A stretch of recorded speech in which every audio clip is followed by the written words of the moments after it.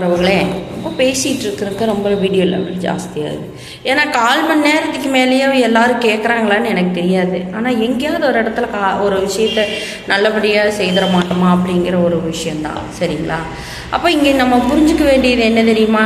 நீங்கள் உங்களுடைய பழக்க வழக்கங்களையோ இல்லை உங்களுடைய செய்கை நடைமுறைகளையோ அல்லது குழந்தைகளுக்கு கூட ஆரோக்கியமான விஷயங்களையோ ரொம்ப ஆணித்தனமாக அழுத்தமாக அவங்களுக்கு பதியிற மாதிரி தாராளமாக நீங்கள் அதெல்லாம் செய்து கொடுக்கலாம். ஆனால் அதில் நீங்கள் இவங்க இப்படி அவங்க அப்படின்னு ஒரு வேறுபாடுகளை சொல்லி கொடுக்காதீங்க. தயவு செஞ்சு குழந்தைங்க மத்தியில் வளர வளரவே அவங்களுக்கு சில விஷயங்கள் தெரிய ஆரம்பிக்கும். என்ன தெரிய ஆரம்பிக்கும் அப்படின்னா, யார் கூட எப்படி பேசணும், யார் நம்மளை ஏமாத்துறாங்க, யார் எந்த மாதிரியெல்லாம் நைஸாக பேசி என்னென்னலாம் பண்ணுறாங்க அப்படிங்கிறது விழிப்புணர்வோடு குழந்தைங்க வளர்கிறாங்க. நீங்கள் அந்த விழிப்புணர்வுக்கு என்ன ரீசனபிள் இருக்கோ அதையெல்லாம் சொல்லி வளர்த்துங்க. சரி, இப்போ இந்த மாதிரி கொலை நடந்ததை பற்றி சொல்கிறீங்க, இந்த மாதிரி சில விஷயங்களையெல்லாம் பற்றி பேசுகிறீங்க, இதெல்லாம் எப்படி தெரியும் அப்படின்னு சொல்லி கேட்காதீங்க. கை புண்ணுக்கு கண்ணாடி தேவை கிடையாது. கையில் புண்ணு இருக்குது, அந்த புண்ணுக்கு ஒரு தயவு செஞ்சு ஒரு கண்ணாடி வைக்காதீங்க. இன்றைக்கி இன்வெஸ்டிகேஷனை பற்றி அந்த கொலையை அப்படியே பக்கத்தில் இருந்து அந்த பொண்ணு செய்யும்போது அப்படியே கூடவே வந்த மாதிரி, அல்லது அந்த பையன் கொலை பண்ணும்போது கூடவே வந்த மாதிரி இன்வெஸ்டிகேஷனை ஒரு த்ரில்லிங் கதை மாதிரி அப்படியே ஜூம் பண்ணி மனசுலேயோ மண்டை மூளைக்குள்ளேயோ பதிகிற மாதிரி கதை சொல்கிறாங்கல்ல, அதுதான் தவறு. சரிங்களா? அப்போ ஒரு இடத்துல நடந்துருச்சு, எல்லாம் பார்த்துருங்க, ஜாக்கிரதையாக இருங்கிற அந்த வார்த்தையை மென்ஷன் பண்ணுறதுக்கு மறந்துடுறாங்க. இந்த சுவாரஸ்யமாக சொல்லும்போது இந்த ராங் திங்கிங்கில் குழந்தைங்க வளரும். சில நேரத்தில் அது அந்த மண் கரெக்டாக பிணைஞ்சு அது ஒரு கோர்வையாக சேர்றதுக்குள்ளேயே இந்த ராங் திங்கிங்கெல்லாம் கொஞ்சம் குழந்தைங்களோட மைண்ட் இழுத்துட்டு போகும். அந்த மாதிரி டைமுகளில் இந்த மொபைலுன்னு ஒன்று கையில் வந்தோடனே இந்த மாதிரி ஸ்டோரிஸ் சொல்கிறதெல்லாம் புரிஞ்சுக்கிறாங்களா, ஒரு 2 விஷயத்தை அவங்க யோசிச்சுக்கிறாங்க. என்னென்னா, இது மாதிரி ஏதாவது பண்ணணும்னா நாம் வெளியே தெரியுமோ, நம்மளை பற்றி எல்லோரும் பேசுவாங்களோ, இது கெட்ட மைண்ட் தாட்டுக்கு ஒரு பெரிய விதை போடுறீங்க. சரிங்களா? இதெல்லாம் குறிப்பிட்ட இதில் ஒளிபரப்பக்கூடாது. அதுக்கு பதிலாக சில குற்றங்களும் அதுக்கான பெரிய தண்டனையை பற்றி தான் அழுத்தமாக நீங்கள் பெருசாக சொல்லணும். இந்த மாதிரி இப்படியெல்லாம் பண்ணினாங்க, மைனூட்டாக சொல்லுங்கள். கதையில் இப்படியெல்லாம் பண்ணாங்க, அவங்களுக்கு இந்த மாதிரியெல்லாம் தண்டனை கொடுத்தாங்கன்னு சொல்லி செய்கை முறை மாதிரி இப்போ எப்படி குறும்படங்களில் ஒரு தண்டனையை கொடுக்கறத பற்றி சொல்கிறோமோ அது மாதிரி இன்வெஸ்டிகேஷன், த்ரில்லிங்கு, இதெல்லாம் க்ரைமு அப்படின்னு சொல்லிட்டு நீங்கள் நிறைய ஸ்டோரி சொல்கிறீங்க இல்லையா, அதே த்ரில்லிங்கோட அவங்களுக்கு கொடுத்த தண்டனையினுடைய த்ரில்லிங்கை கொஞ்சம் எஃபெக்டாக சொல்லுங்கள். சரியா? கொலை இப்படி பண்ணினாங்கன்னு சொல்லி நீங்கள் ஒருத்தங்க கொலை செய்கிற அளவுக்கு எண்ணங்களை விதை போடுற மாதிரி பேசுகிறத கொஞ்சம் கம்மி பண்ணிவிட்டு, அதுக்கு கொடுக்குற இம்பார்ட்டண்ட்டை கொஞ்சம் கம்மி பண்ணிவிட்டு, இந்த மாதிரி ஒரு தவறு செய்தவங்களுக்கு இவ்வளோ பெரிய தண்டனை கிடச்சிது அப்படிங்கிற மாதிரி நீங்கள் சொல்லக்கூடிய விதங்களில் கரெக்டாக சொல்லுங்கள். சரிங்களா? அப்போ அதுக்கு ஒரு த்ரில்லிங் பிக்சர் வேறு நீங்கள் கொடுக்கறது என்னென்னா, மெயினாக அந்த முன்னாடி இருக்கக்கூடிய அந்த தலைப்பு செய்தி மாதிரி கொடுக்குறீங்க இல்லையா, அதில் கொடுக்குற ஹிண்ட்டு, அதில் கொடுக்குறக்கூடிய ஒரு விஷயத்தை இவங்க படிக்கணும் அல்லது கேட்கணுங்கிற ஆர்வத்தை கொண்டு போகுதா. எல்லாரும் வளர்ந்தாலும் எருமை மாதிரி இருக்கிறவங்கன்னு சொல்லுவாங்க, வளர்ந்தாலும் சின்ன குழந்தையாக இருந்தாலும் கற்பூர புத்தின்னு சொல்லுவாங்க. இப்படி அறிவாற்றலுக்கு ஒரு பேர் இருக்குது. சரியா? அப்போது யாருக்கு எந்த கதை அல்லது எந்த ஒரு விஷயம் சென்றடைகிறதுனால அங்கே என்ன வியூ நடக்குதுங்கிறத உங்களால் கணிக்க முடியாது. அதனால் நீங்கள் சொல்லக்கூடிய விஷயங்கள்லாம் அன்றைக்கெல்லாம் ஒரு பிரச்சனை நடந்தது, மிகப்பெரிய ஒரு விஷயம் நடந்ததுன்னு சொல்லி சொன்னாக்கா அதுக்கப்புறம் அவங்களுக்கு கொடுக்குற தண்டனைகளை பற்றி தான் பெருசாக பேசுவாங்க. அதனால் அந்த தண்டனைகளை பற்றி மட்டும் பேசுங்க. 2வது, அன்னைக்கு 80க்கு முன்னாடி அதே மாதிரி 90ல் எல்லாம் பிறந்தவங்கெல்லாம் இந்த பூமியை தொட்டு வணங்கி, உங்கள் ஆசிரியர்களையெல்லாம் தொட்டு வணங்கி, அந்த டைமில் நம்மளுக்கு கொடுத்த பாட புஸ்தகங்கள்லாம் கொடுத்தாங்க இல்லையா, அவங்களையெல்லாம் கும்பிட்டு நிச்சயமாக நீங்கள் ஒரு வழி நடத்துங்க, நீங்கள் எல்லாம் சிறப்பாக வருவீங்க. சரிங்களா? ஏன்னா அந்த பீரியட் டைமில் வந்தது மனுநீதி சோழன் கதைகள் வந்தது, கரிகால சோழன் கதைகள் வந்தது. என்னோட பீரியடு நான் 6th படிக்கும்போது 94 என்னமோ காணும், நான் 6th படிக்கல. சரிங்களா? அப்போ 6ஆம் வகுப்புக்குள்ளேயே நான் வந்து மனுநீதி சோழனை பற்றி படித்தாச்சு, கரிகால சோழனை பற்றி படித்தாச்சு. மறுபடியும் நீதினா என்ன, நீதி தரப்புகளில் எப்படியெல்லாம் இருக்கணும் அப்படிங்கிறத பற்றி படித்தாச்சு. அது மாதிரி இன்னைக்கு பிள்ளைகளோட புக்குகளை ஓப்பன் பண்ணால் தமிழை பற்றி பேசுகிறோம் அப்படின்னு சொல்லி சில இதுகள் சொல்கிறீங்களே தவிர, பெரிய பெரிய மாமன்னர்கள் நீதிகளோடு எப்படியெல்லாம் நடந்தாங்க, எப்படியெல்லாம் நாடுகளை காப்பாற்றினாங்க, நீதியை எப்படியெல்லாம் நிலநாட்டினாங்க அப்படிங்கிற ஒரு பெரிய பாயிண்ட் ஆஃப் வியூ இருக்குது. சரிங்களா? அதை நீங்கள் முதல்ல புரிஞ்சுக்கணும். ரெண்டாவது, இன்னொரு விஷயத்தை வந்து நீங்கள் ரொம்ப தெரிஞ்சுக்கணும்.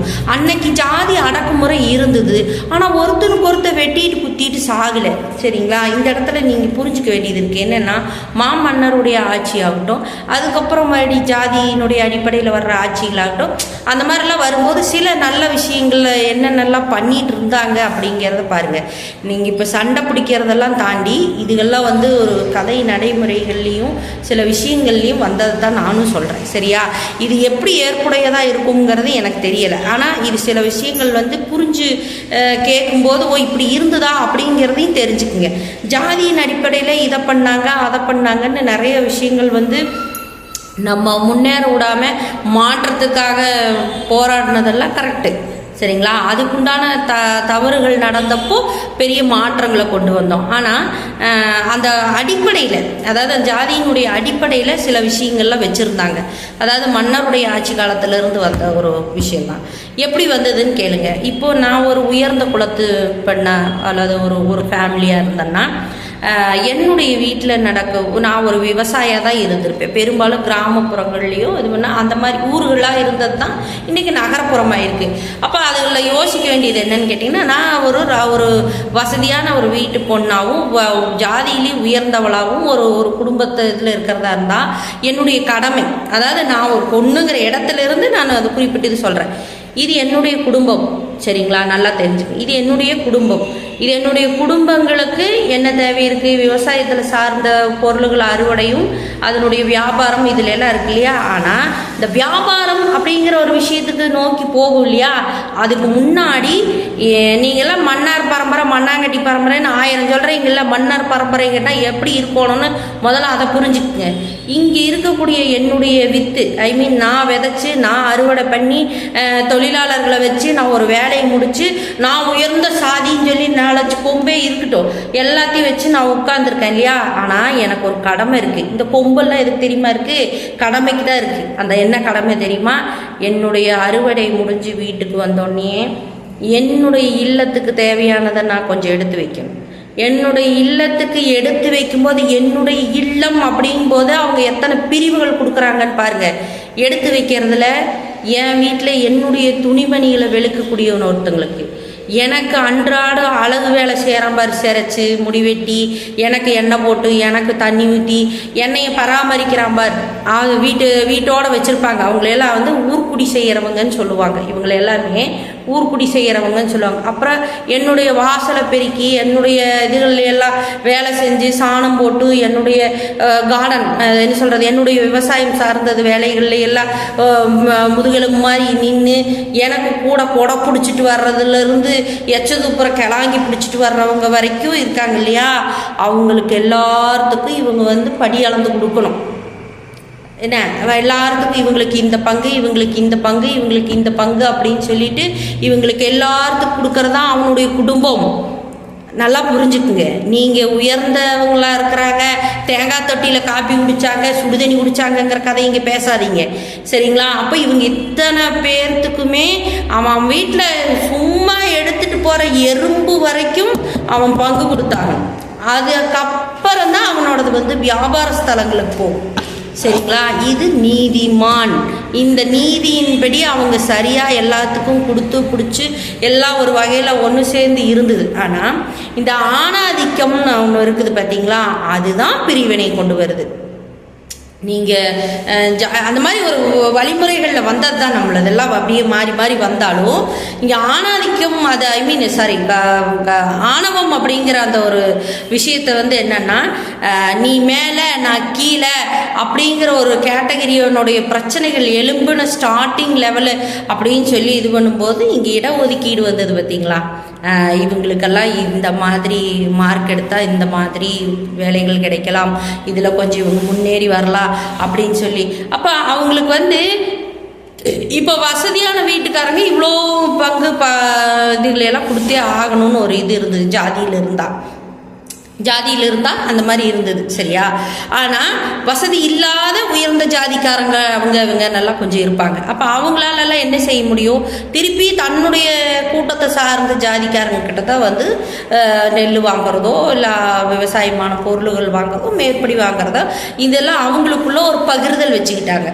இது அவனுடைய குடும்பம் போது அந்த மொத்தமாக அந்த பகிர்தல் இருந்தது. அப்போது அந்த இடத்துல வந்து இதனால என்ன ஆயிடுச்சுன்னா சில பேர் உணவுகளை முடக்கிறது, அதாவது நான் சொல்கிறேன் ஆணவத்தின் பெயரால் உணவுகளை முடக்கிறது, அதே சமயம் கொடுக்க வேண்டியவங்களுக்கு சில தானிய சம்பந்தமான விஷயங்களை கொடுக்கறது பிடிக்கிறது, எல்லாத்துலேயுமே வந்து ரொம்ப வஞ்சம் வைக்க ஆரம்பித்தாங்க. என்னது இந்த ஆணவத்தின் பெயரால் வஞ்சம் வைக்க ஆரம்பித்தாங்க.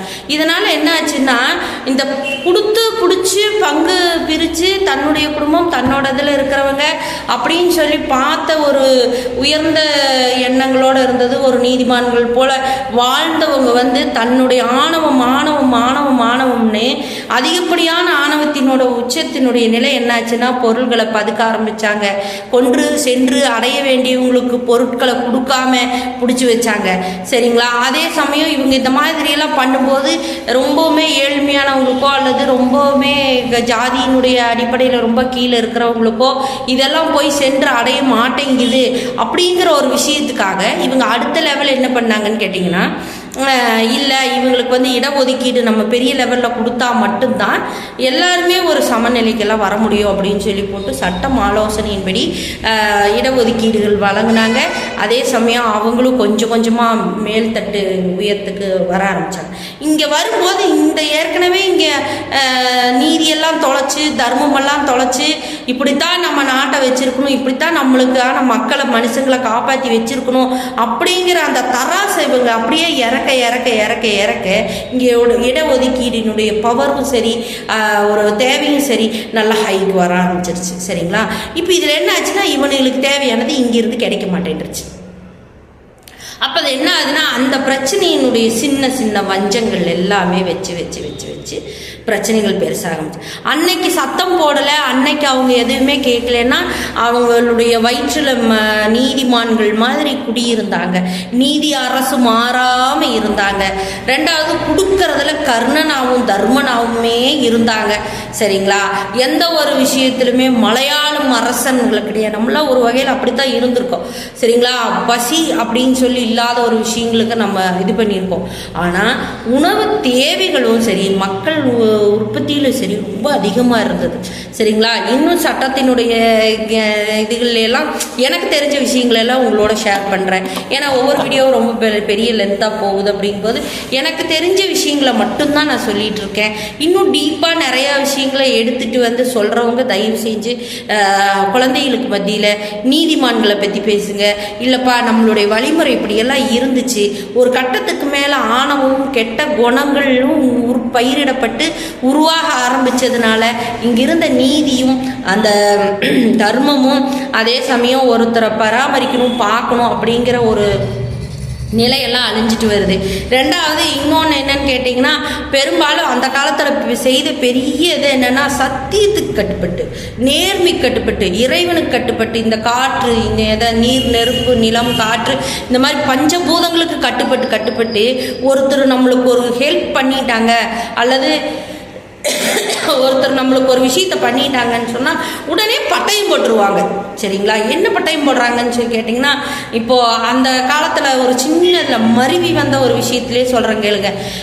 இப்போ எனக்கு ஒரு ஏக்கரா இடம் இருக்குது அப்படின்னு சொல்லி சொன்னால் நான் உயர்ந்த குலமாக தாழ்ந்த குலமாங்கிறத விட நான் யாருக்கு கீழே வேலை செஞ்சனோ அதனுடைய நம்பிக்கையினுடைய அடிப்படை இருக்கு இல்லையா? ஏன்னா டோட்டலாக என் குடும்பமே அவங்களுக்கு பணிவிட செஞ்சிட்ருக்கு, சரியா? அதை பேஸ் பண்ணிக்கங்க.